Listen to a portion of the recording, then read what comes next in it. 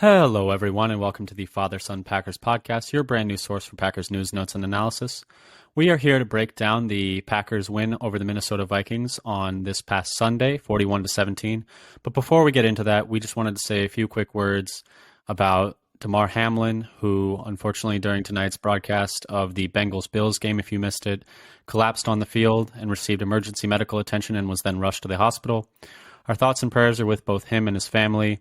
It's hard to talk about football right now when something this serious happens. But if you go check out our Twitter at FatherSonPacker, we've retweeted a link to his charity where you can go donate on GoFundMe. That's kind of all there is to say about that, is that our thoughts and prayers are with him right now. Dad, anything you wanted to add? Yeah, it's just pretty scary. And you have like fans and players from across the country, offering their own prayers and hopes for him. Yeah, I think the entire NFL, like the fan base, the players, the coaches, everyone is keeping him and his family and are in their thoughts tonight. And yeah, very scary stuff. But Dad, let's move on to the game. Packers win 41-17 over the Minnesota Vikings, moving to 8-8 on the year, 500. Officially control their own destiny with next week's game against the Lions, which has been flexed into Sunday Night Football. Gut check on this game, Dad. How'd you feel about this game? This is one of the, in many ways, one of the best games of the year for the Packers. The best defensive performance for the Definitely. year. They had a few stumbles early that's actually special teams and defense rescued them from, and got the momentum going for them well. As you mentioned, they win and they're in, but if they lose, they're out. They can no longer back their way in by losing any games. So it's not quite a play-in because the Lions need help from the Seahawks Seattle to lose. Or the Rams, I guess, is who'd be helping them. Right. They need the Rams to beat the Seahawks. But I felt like it was though, with the Packers-Lions getting flexed to Sunday Night Football, is the result of the Rams and Seahawks will already be in at that point. So it could be, people like to say that the Lions would be then playing for nothing. I don't think I agree with that, because you're playing to knock out a division rival, which is always something. Just look at how they were playing last year against the Packers when they were limited, had nothing to play for, and they emptied the playbook. They called against the Packers in that game. Plays, and every single one of them worked. It was very annoying to play. It was against. very Dan Campbell-esque. Yes, but so if you're going into this game and the Seahawks end up winning, and you think the Lions are just going to call it a season, 1-2-3 Cancun, you're going to be sorely mistaken, because that team is going to play the Packers really hard no matter what. I think this is going to be a really tough game coming up. But yeah, in terms of your gut check for this past Vikings game, I think this is one of the more fun Packers games I've seen in a long time. Really wacky to start the game, but laying a beatdown on a division rival in the second to last week of the season, especially the Vikings, is always fun, always a good time. I really, like you said, I thought this was the best game I've seen from the secondary in a very long time. Specifically the secondary. The D-line really acquitted themselves well, although they were going against some backups in key spots for the Vikings, as the Vikings were down to their third-string center and backup right tackle pretty much within the first quarter of this game. Pretty early in the game, yeah. Yeah, and so that definitely aided the Packers' efforts in a lot of ways. But yeah, gut check-wise, I think this was just a really fun game to watch. I've already rewatched it once. It was very relaxing for a lot of that game after the first couple of possessions. It was funny. It's like in the beginning, like the special teams giveth and the special teams taketh away. Like their first, it's like, oh man, they screwed up. And then we'll talk about it a little bit later, but how they managed to get them going, and the defense and special teams when the offense was sputtering, and then it was just kind of fun, and they just kept giving the Vikings trouble. Yeah, this game was pretty much done after the first drive in the second half, I would say, for the Vikings. As soon as Kenny Clark forced that fumble, it was like, all right, that'll do it. It was iced. Yep, that was pretty much like that was their last punch. They were actually moving the ball pretty well at that point, and it was just like, nope, that's it. I don't remember if they were quite in the red zone, but they had moved pretty far. They were like at the 20, 24, 25. Yeah, they may have been just outside of the red zone, but and then it was like, okay, they're not going to be pulling a Colts-style comeback on us. I didn't actually, I will say, at the time, I was like, still not quite over yet. And then we scored, and I was like, still not quite over yet. And then I think once it got to 41-3, I was like, yeah, so this game was 41-17. It was not that close. It was 41-3 until pretty much garbage time. And Cousins threw like a deep-throated nailer at the end of his time in, and then Mullins came in and threw a touchdown to KJ Osborne, I think it was. And you heard even like the Vikings fans like, why is Cousins even still in there? Yeah, exactly. It was 41-3. In the Twitter feed. It was an utter domination from front to back. But Dad, let's get into this game. But let's lead off with a quick injury report.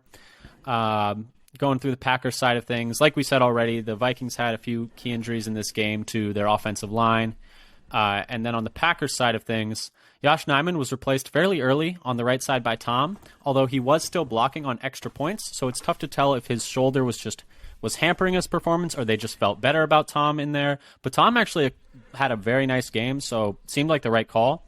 Beyond that, Ramiz Ahmed, who was elevated and activated for this game to do kickoffs, pulled his groin in warmups and then was out for the rest of the game. So that is planned for him to do the kickoffs, and then he got hurt before the game started and couldn't go. Exactly. And then Aaron Jones at like a few different points in the game, but one specifically after a long run down the left sideline, had to get some help from trainers and was limping pretty heavily, but he did come back in.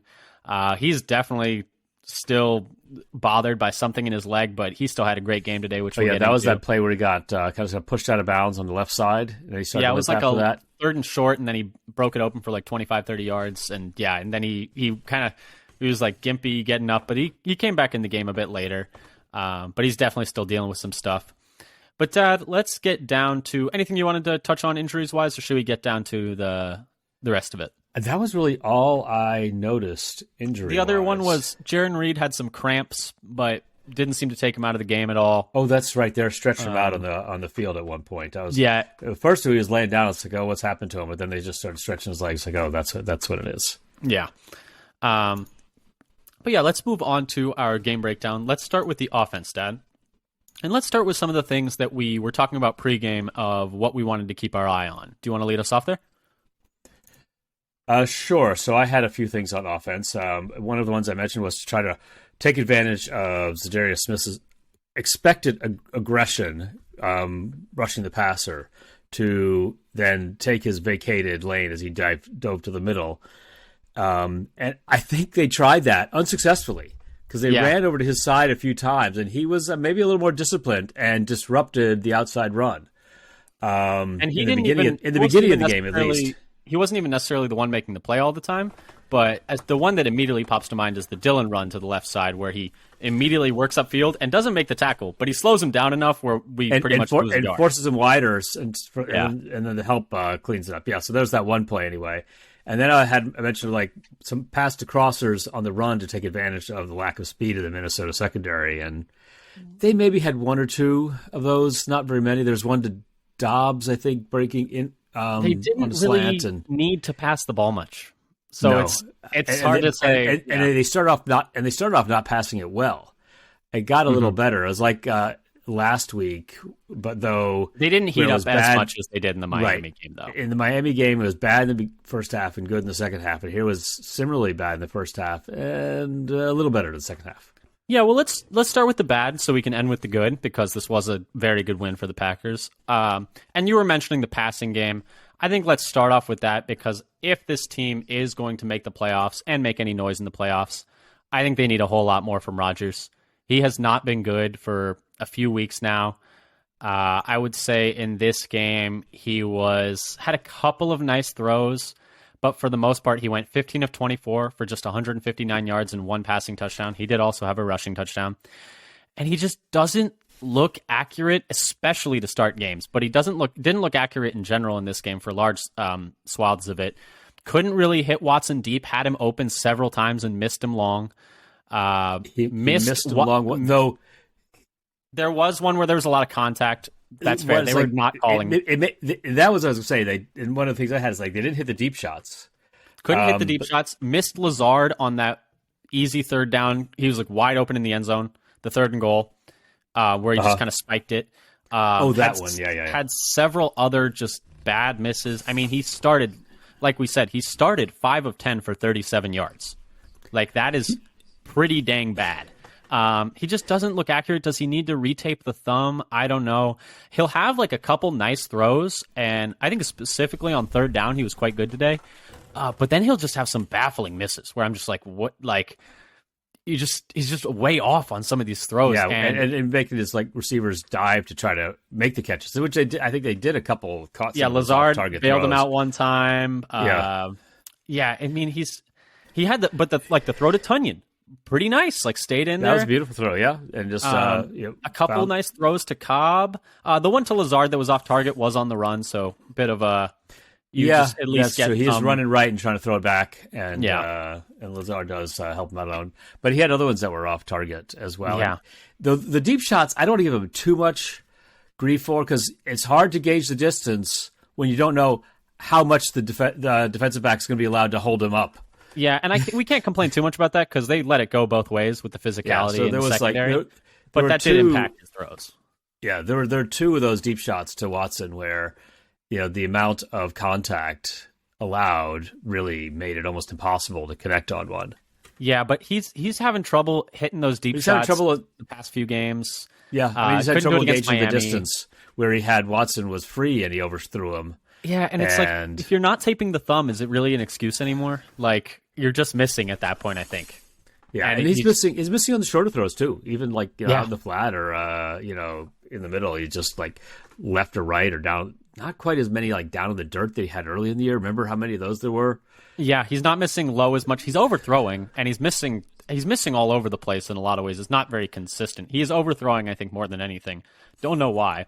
The other thing that seems to be happening is he's getting a lot of balls. Seems like he's getting a lot of balls batted down this year. Is that just confirmation bias? I haven't like counted up, but it seems like has he like changed his motion a little bit so that now he's got a lower release? I have not analyzed it this carefully, but I'm wondering if there's something going on with his release point that's having more balls thrown knocked down. I don't know. I haven't looked at it enough to have an explanation, so I'm just totally speculating here. Yeah, I'm not sure either, but I think they still need to A, make the playoffs, and B, if they're going to do anything and not just lose in the first round, which I would assume they would be expected to if they made the playoffs, he needs to be like borderline like last MVP. Year or 2 years ago, even Rodgers. Not in games like this where you can run the ball at will, it doesn't matter as much.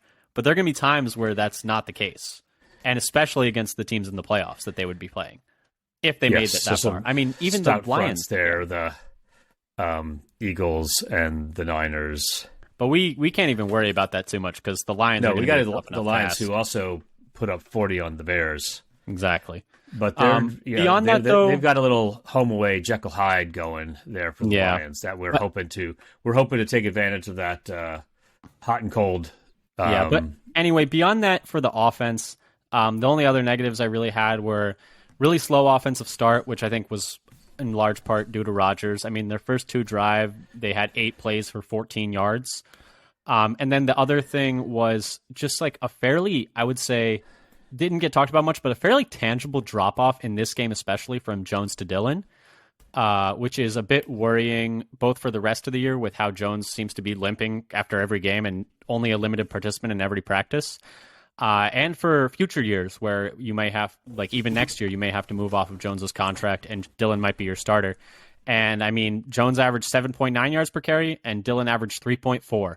And I know a lot of that's situational because Dillon's getting a lot of that goal line work and a lot of the short yardage work, but Dillon just could not get it going running outside at all. I mean, he was getting caught by edge rushers like from the backside repeatedly and just couldn't break a run outside, and then you see Jones is like free 8 yards, free 8 yards, free 7 yards. Jones is getting the corner. He looked like he had a lot of burst here. Yeah, we can talk about that a little bit more later. I had one more comment on the passing game, just a little nugget about how bad it was at the beginning.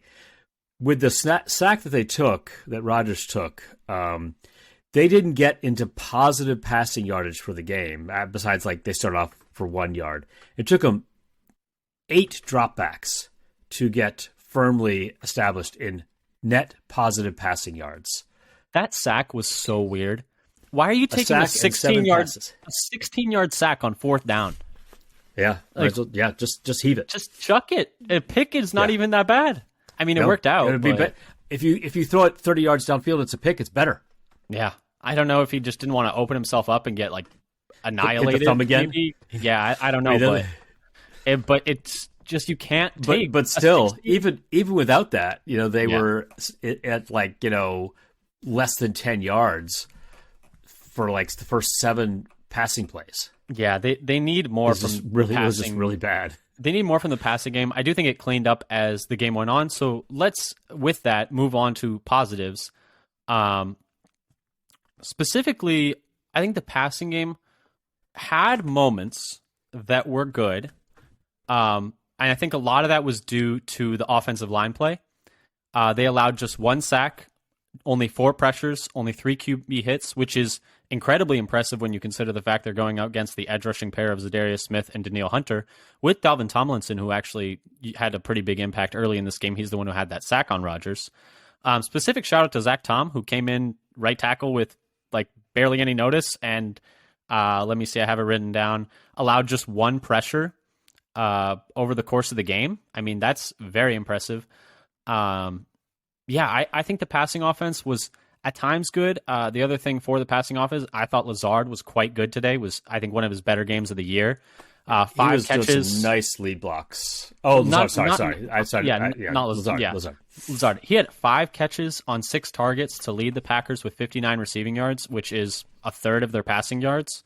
4 of his 5 catches went for first downs, 2 of them on third down. Just a really nice game from him. He was also blocking very well. He always does, but definitely an impactful day from him. I would say one of his 2 or 3 best games of the year. And then, speaking of third downs, or did you have anything else you wanted to add on the passing game? Because there was one other thing.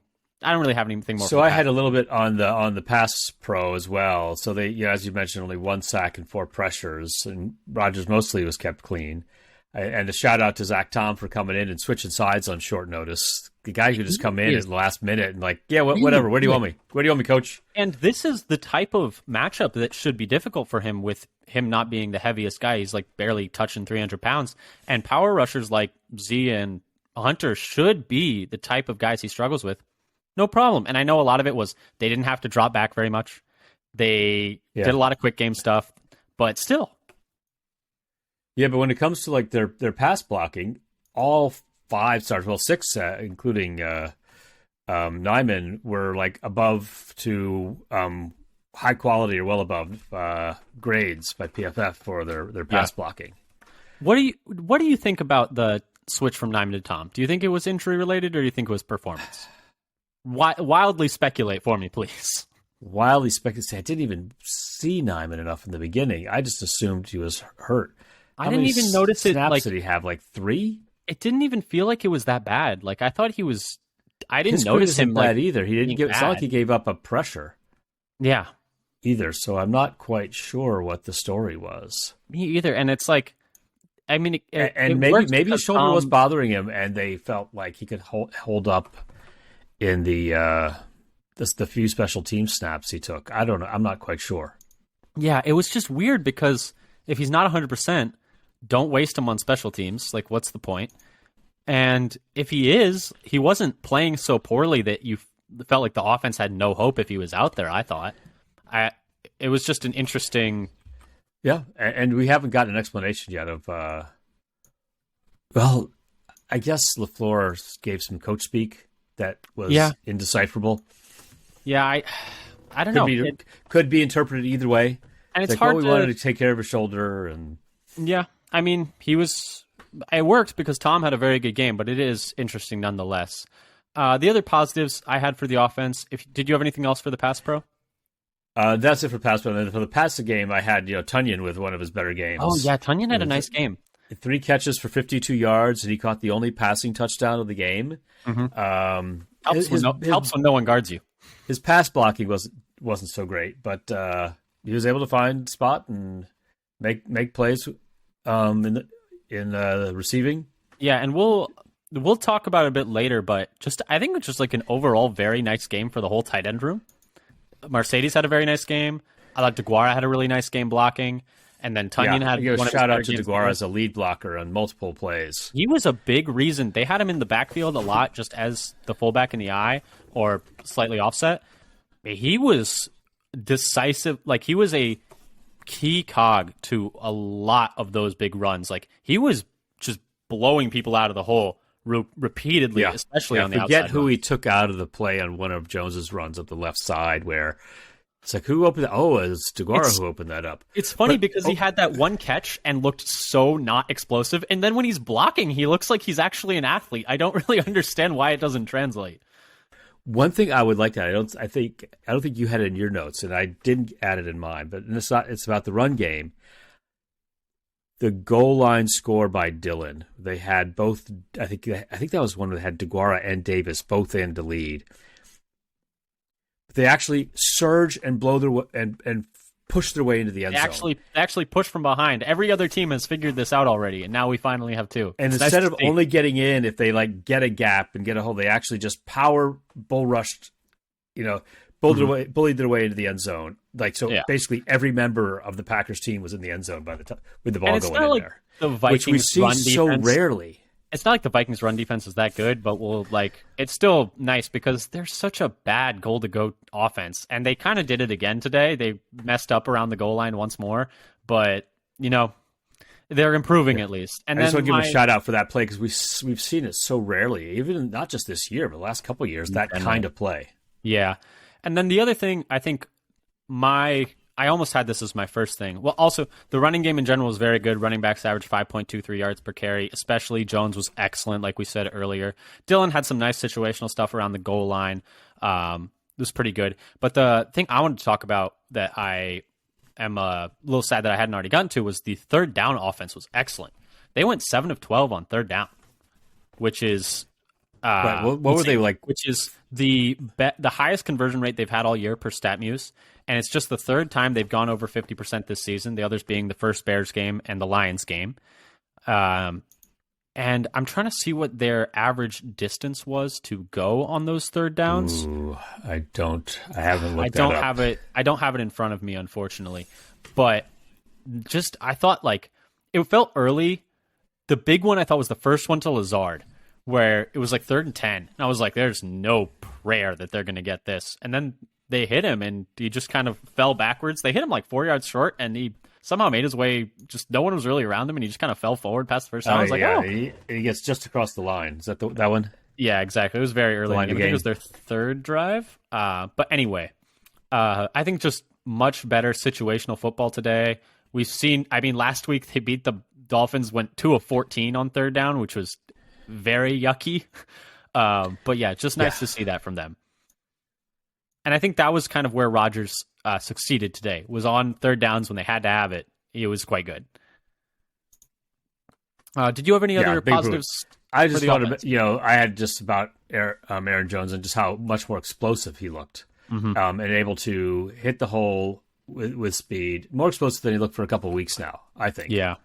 They need him. They need him badly. 111 yards at 7.9 per carry. Mm-hmm. Yeah, he had a really nice day. They didn't use him much in the past game. They didn't use either a running back much in the past game. I think they only had, 3 targets total? Yeah, I almost had that as a negative. 4. I almost had that as a negative for the offense, but then I was just like, they didn't really need to pass the ball. They were up 14-3 before they had a first down, I think. Or maybe not quite. They had one first down. Yeah, but they're up 14-3 before they had positive.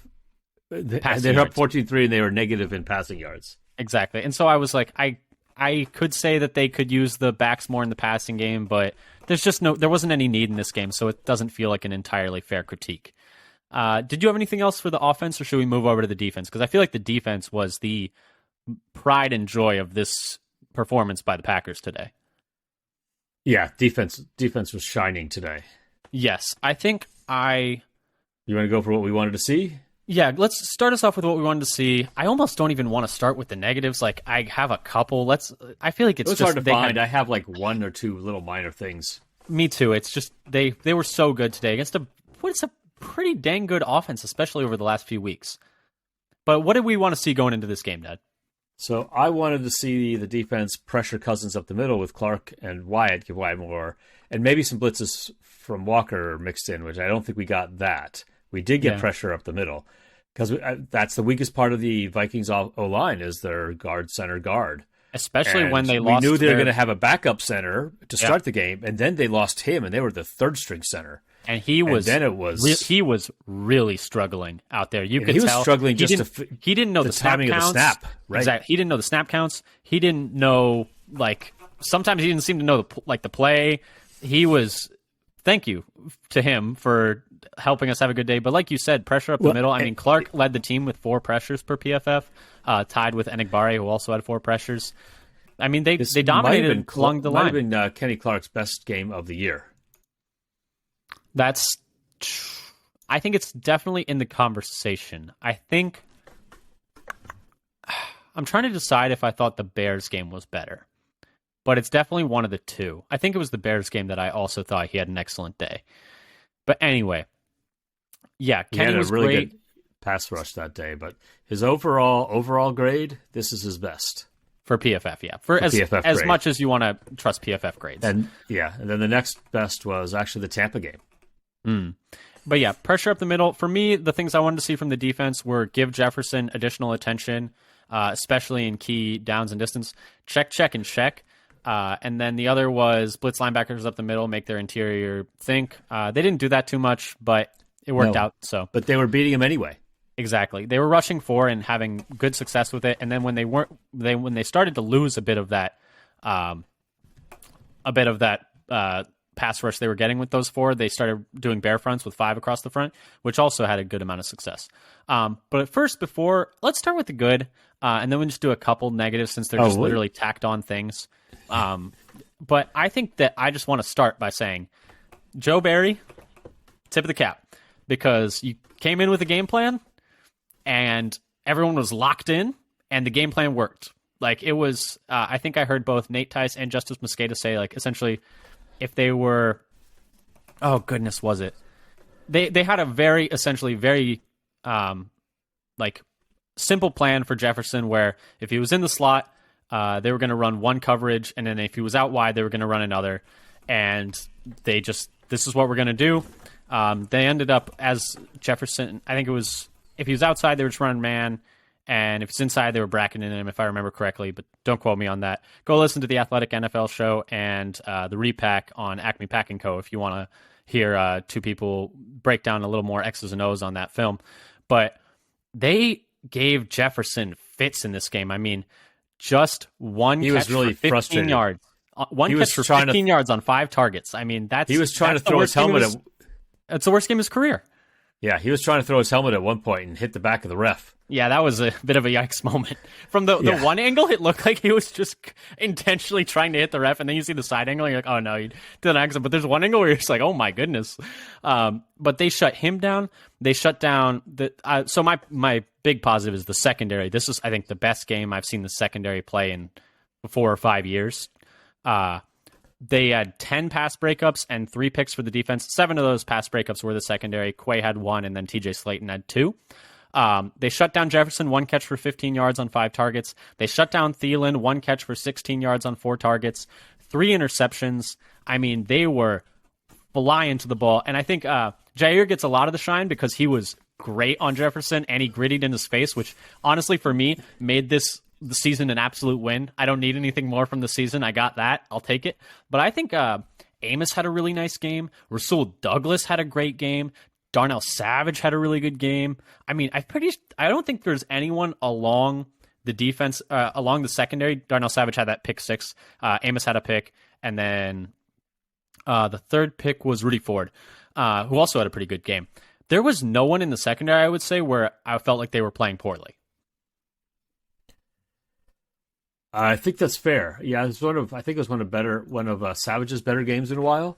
Yeah, I think Nate Tice still maybe missed a tackle, but they didn't miss Nate that Tice many. was saying that they essentially let him play a lot more man. They had him closer to the line of scrimmage, just playing man, just being like, this is going to be the guy you guard. Just don't worry about anything else. And that really he felt that really worked for him.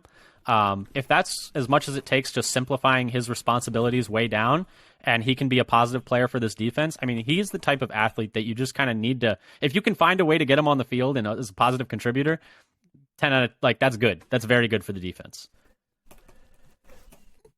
Yeah, I had also, of course, Jair, and talking before the game, everybody's worried about it, but he backed it up. When he hit that gritty in the first quarter on the first pass breakup, how worried were you? I was, scale of 1 to 10, I was like an 8. I was like, this feels like a mistake.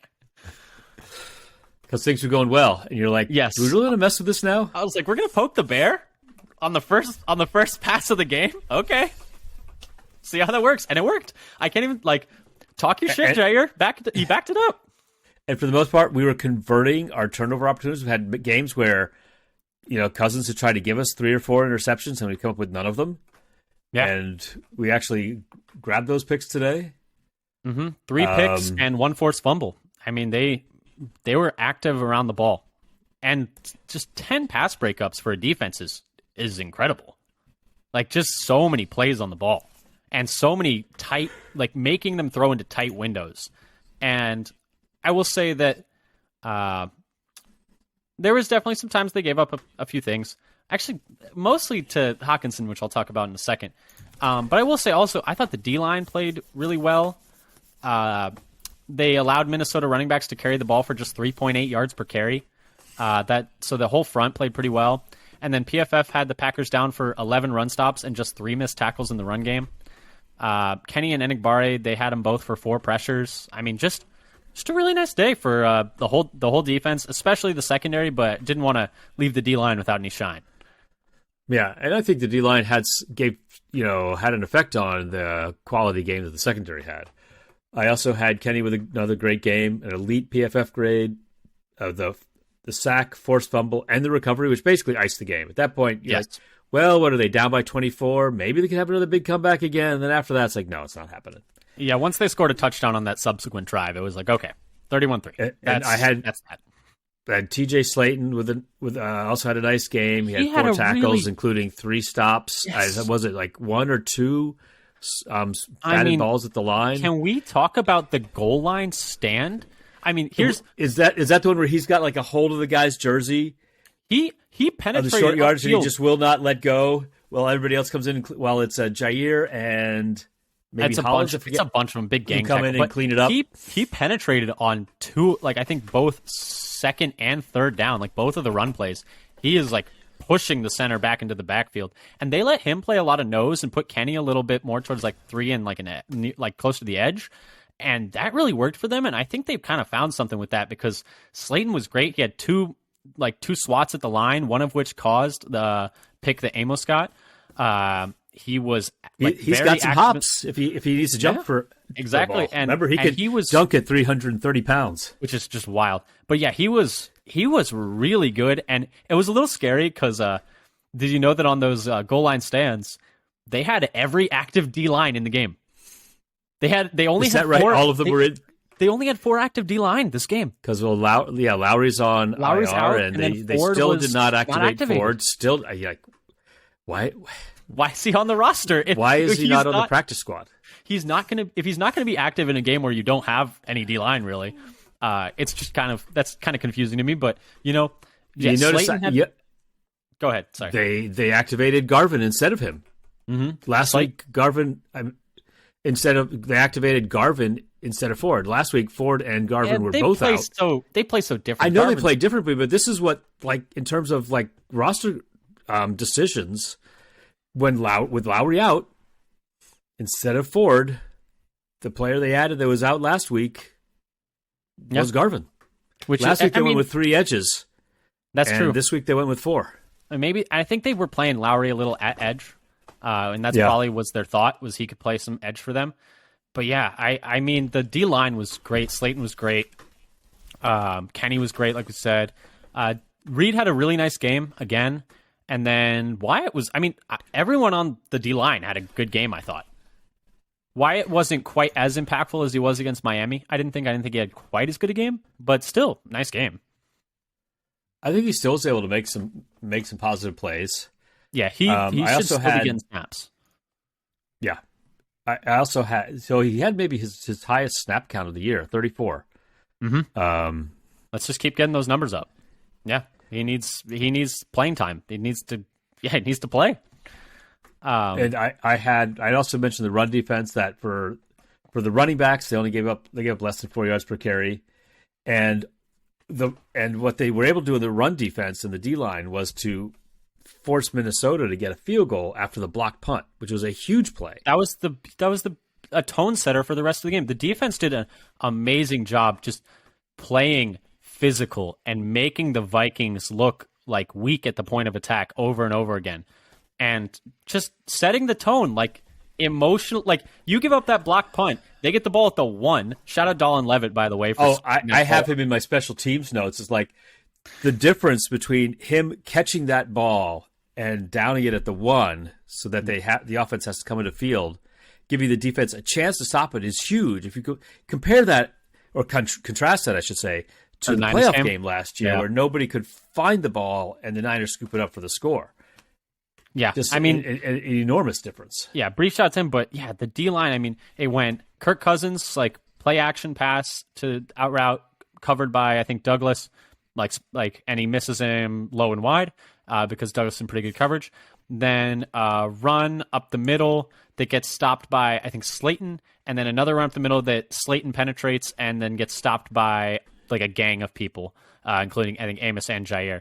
And then essentially they had 3 tries from the 1 yard line and lost a yard. Like, when has that ever been true of the Packers defense? Yeah, the other thing I wanted to mention is they only had 5 missed tackles this game. Compare that to a month ago or so, where it was 22. Yeah, good. Oh, the times they are a-changing. Yeah, because that's incredible. And can we just talk? We kind of glanced over it. To limit Justin Jefferson to 1 catch, and to frustrate him, he was out of it. He was not even trying to play the game by the end. He was so beaten by. You could look at his effort on the return, Savage's interception return. Yeah, and just, if you want to see about how he was in the game mentally at that point, and the way that, I mean, Jair poked the bear a lot this week. He was saying, he said first game was a fluke. He doesn't have a super suit. He, pretty much, he's a good receiver, but I'm a great corner. Talk his talk. And to go in and to dance in his face and limit him to 1 catch. I saw somewhere he's like, he hasn't had 1 catch in a game since he was at LSU in 2018 or something like that. Like, a receiver of that caliber, Justin Jefferson is a top 3 receiver in this league. Yeah, he was leading the league in yardage, receiving yardage. He was leading the league in catches over 10 yards.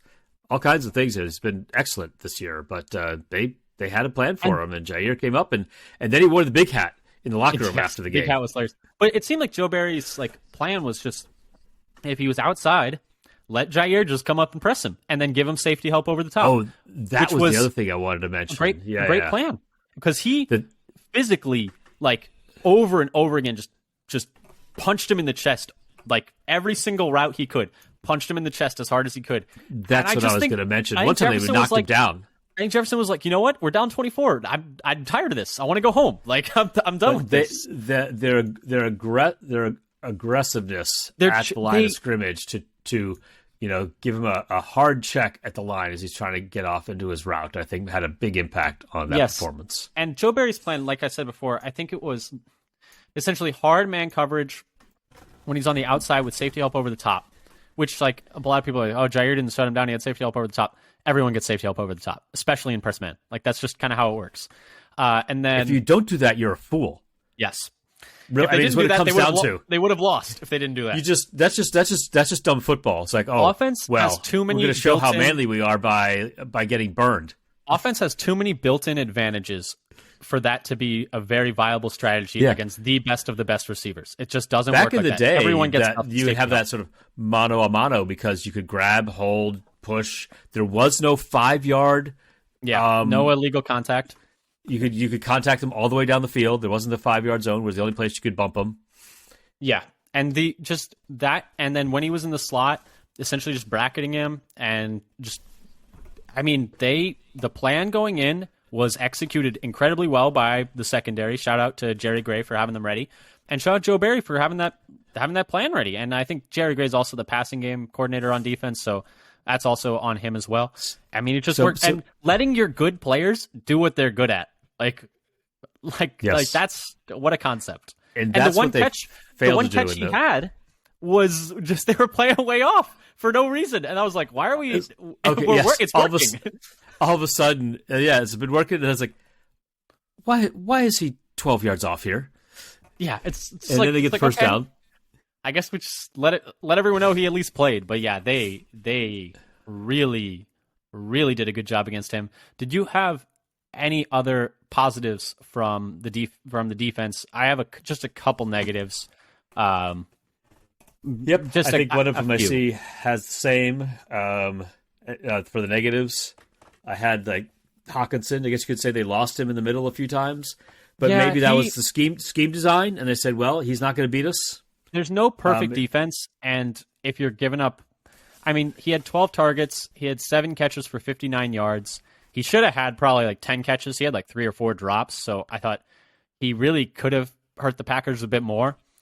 And you could see where he juked and lost the linebacker in the middle of the field once or twice.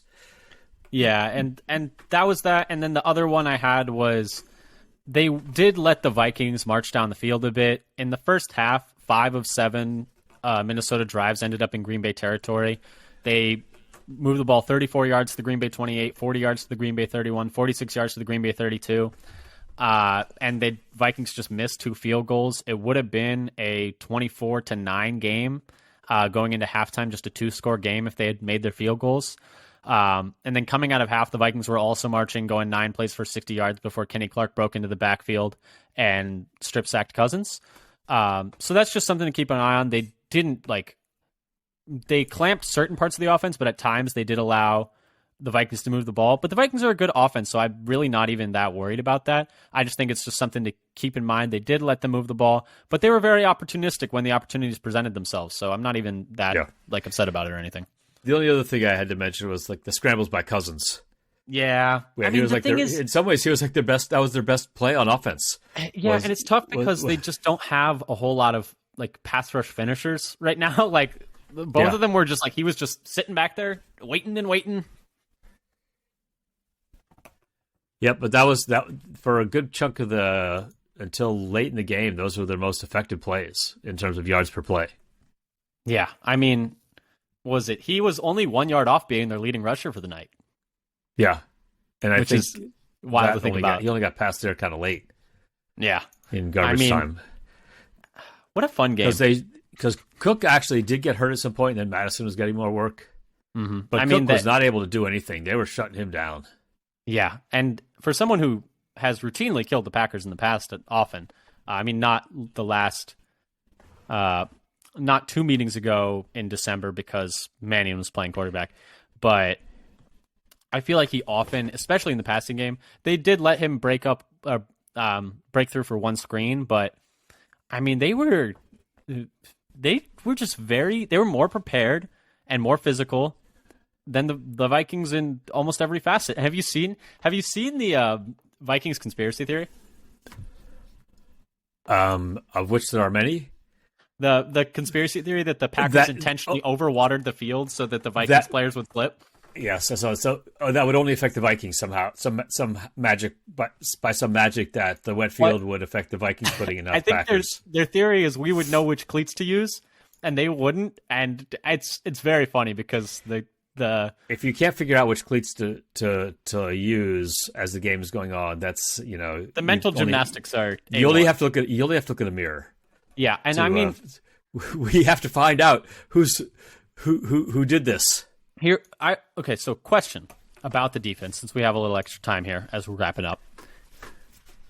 Do you think the defense that they played today is sustainable? Because next week they play Detroit, who has a very good offensive line, much better offensive line than the Vikings. Mm-hmm. Do you think that they can take this performance and take anything from it and apply it to the Lions?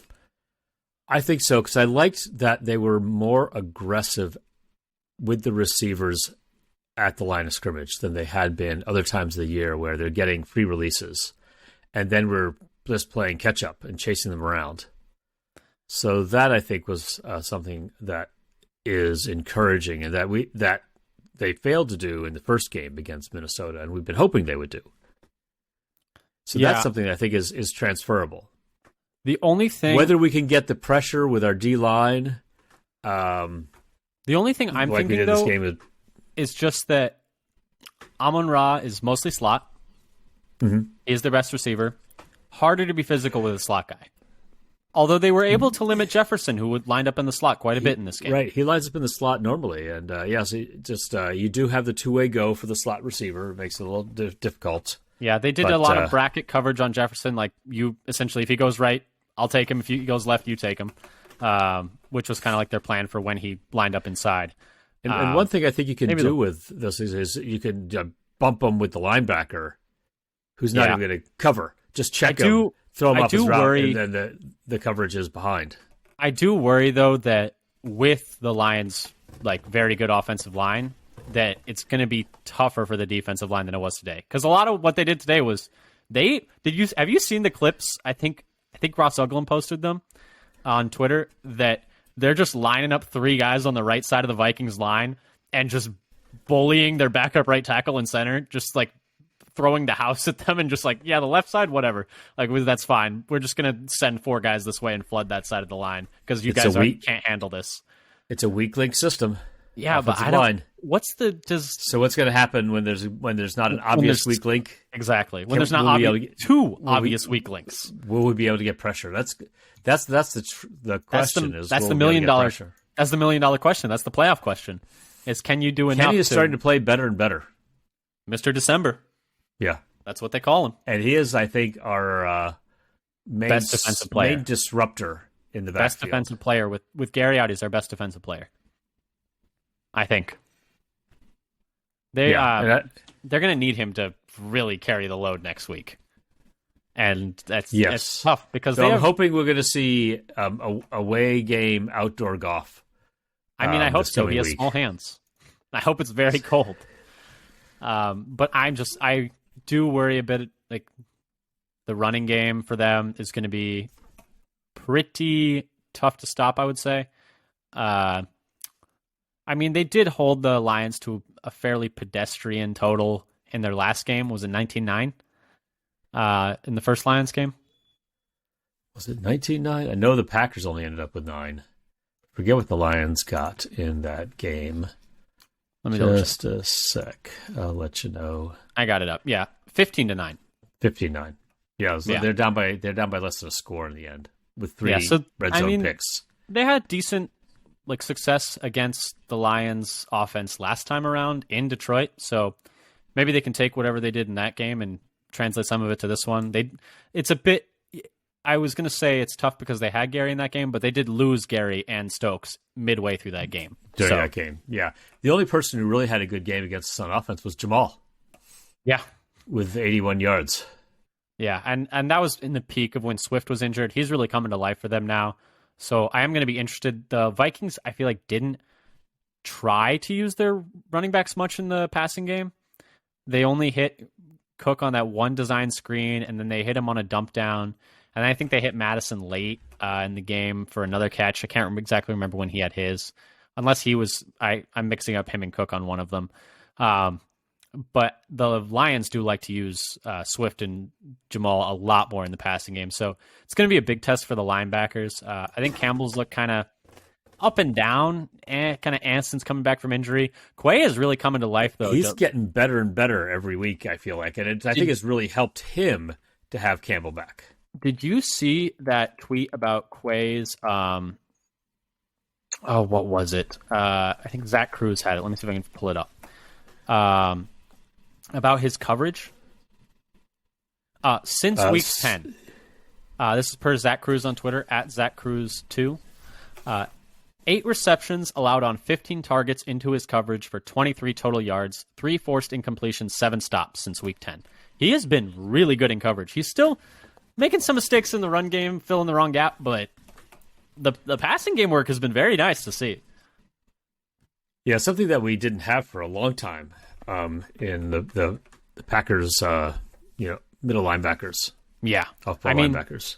He had a couple nice plays on Hawkinson. I thought in this game he had one pass breakup at least where he just thudded Hawkinson and made him drop it. You could say it was a Hawkinson drop, but yeah, Quay made a play. But yeah, I think they're going to need big time games from both of them in order to stop the Lions, just because they like using their backs in the passing game. But anything else you had for the defense stat, or should we touch on special teams and then wrap up? Let's go on to teams, because teams got them going this game. Almost sunk them early. Almost. Right. It was as I said at the beginning, it was like special teams giveth and taketh away. First it gave it away with that blocked punt, so they failed a blocking fail on the punt protection unit on the Packers' first possession, where they gave up the ball at the 1 yard line. But then the very next chance the special teams had, they're almost. I guess you could say the field goal attempt is a special teams attempt, but yeah, same idea. We don't count that. Nixon is him, the man squared. You know, he said he woke up feeling like a Ferrari, and that's why they called him the Ferrari. He called like Bisaccia because he wasn't sure he was going to play in the game. He'd still had that grind. No, he DNP'd all week. Exactly. And then Sunday morning, he said he woke up, he called Rich Bisaccia, he said, I feel like a Ferrari. And then 105 yards later, I will say, though, excellent blocking. Do you see somebody's got like a picture from the end zone of you see the hole he's running through, and then he gets through, and then he just has the kicker to beat, and he's got a convoy like the last 40 yards. He's got like three Packers around him. No Vikings. Vikings. The only guy he has to beat is the kicker. Like, that's perfect blocking. That's exactly what you need from your return unit. And you could say, terrible coverage by the Vikings too. I mean, yikes. Yep. But it was the first kickoff return for touchdowns. Cobb's rookie. Cobb. Yeah. First game, I think. I think it was week 1 of his rookie year, 2011. So, 11 years ago. Yeah. That's kind of wild to think about, that they haven't had, and I think I read somewhere that they hadn't had a kick return, like a special teams touchdown and a defensive touchdown since 2014. This might be like 14. Okay, I was thinking it was longer ago than that. I think it was against the Eagles. They had Julius Peppers had a pick 6 and Micah Hyde had a punt return touchdown, if I remember correctly. Okay, I don't remember what the story was with that. Yeah, I mean, and then also, and then Crosby gets his Lambeau career long. Yeah, at 56 yards. Right off the crossbar and in. We have found his range. It was not 50. It was not 57. It was not even 56 and a half. It was 56. Exactly. Yes, exactly. Those, the graphics they have good from. Honestly, that one, he made it at 56. Probably the graphic would say good from 55, because that thing hit the crossbar and bounced in. I would say you got about a 50-50 chance of that thing going in each time. But yeah, longest kick at Lambeau. Had to take all the kickoffs because of Ahmed's injury. I mean, just a really nice game from him. Longest kick of the season, I think, still for him as well. They said in the broadcast, right, he didn't have a 50 over this year. Yeah, I think that's right. Before that one, but they said in the broadcast that he hadn't even tried to kick that far in warmups. No, right. He wasn't even. It's like, but he wasn't even trying to kick in warmups that far. And then I saw a tweet today, and I don't know that. It said the quote where, Rodgers and I were talking about whether we'd go for it, and then Crosby's just out there warming up. He's like, well, I guess we're kicking it. But that was big, because that was they missed their kick, and then we moved it down and made our kick 6-point swing and a half. Like, that's huge. That was big. That miss that we turned into points, because it gave us a better field position with 35 seconds left or something, just enough for us to get down to the field goal territory. And then the other thing I was going to say, and then we already the other special teams already mentioned the Levitt kind of low key important play that helped stop the touchdown after the block punt. Mm-hmm. Oh, I was going to say the other thing I saw that Zach Cruz also tweeted was Tariq Carpenter has a special teams tackle in 6 of his last 7 games. Key factor on the coverage teams. He's got good physical tools. Can't change direction so quickly based on his agility numbers, but size and speed. That's what they drafted him for, was to play special teams. They picked him in the 7th round for that, so it's good. Dad, let's wrap it up here. We're getting a little bit close to time. Who was your player of the game? So I had one one on offense and one on defense. I have Jair on defense. He's my number one for player of the game. Talking the talk, backing it up, having a great game, setting the tone for the secondary, taking away their number. How often are we just clamoring for the Packers to just have them follow? And not just follow, but in general, try to take away the number one weapon on the other team. It's like, this is the obvious guy. This is the guy who's going to beat you. Put your resources into stopping him instead of getting burned. And this time they did it.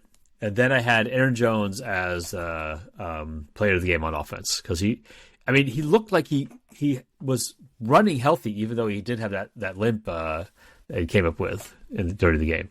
Yeah, for me, I think Jair has to be player of the game. Set the tone so entirely all week, and then backed it up on Sunday, which is amazing to see. My second choice would be Nixon. They go down 3-0 there early on, and the defense does a nice job giving them that some momentum. And then Nixon just snatches the momentum, and they never look back at that point. Flips the script. Exactly. Honorable mentions, like I said earlier, Mercedes Lewis and DeGuara, I think were both really key cogs to the success of the run game. I think Mercedes Lewis ended up being their highest graded offensive player by PFF for whatever that's worth. Their highest graded blocker for sure. Yes. I think is that run and pass?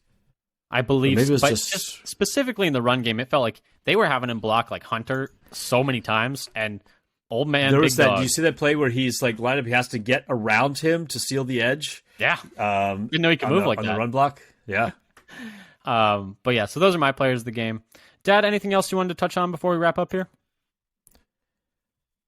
I think that was it. I think we covered everything that I wanted to talk about Nice. today. Well, anyway, thank you so much for giving us a listen, breaking down this Packers. Oh, just one thing. Go ahead. We did get a brief Jordan Love sighting. Yes. But fine. Nothing really happened. Yeah. He handed the ball off. People were asking to have Love come in. I think it was 1 for 3 on passes or something like that. 2 for 3, I thought. Put some respect on his name, Dad. 2 for 3. 2 for 3 for 9 yards. Yes. But anyway, thank you again so much for coming and listening to this breakdown of the Packers win over the Vikings. They got to win next week against the Lions, and they'll make it into the playoffs. If they lose, they're out. If you enjoy what you heard, we do 2 podcasts a week, a pregame and a postgame. We'll be doing a pregame for this Lions game on Thursday. That game is going to be on Sunday Night Football. And if you really enjoy what you're listening to here, come check us out on Twitter at FatherSonPacker. We tweet out when we have new episodes, articles, injury updates, stuff like that. Come give us a follow. We'd really appreciate it. And if you really, really, really like what you hear, come subscribe to us on YouTube, Father Son Packers Podcast. It would really help our numbers. You can find our podcast there on Apple Podcasts, Spotify, Google Podcasts, anywhere you can find podcasts, you can find us. Until next time, thank you again for listening. Go Pack Go. Go Pack Go.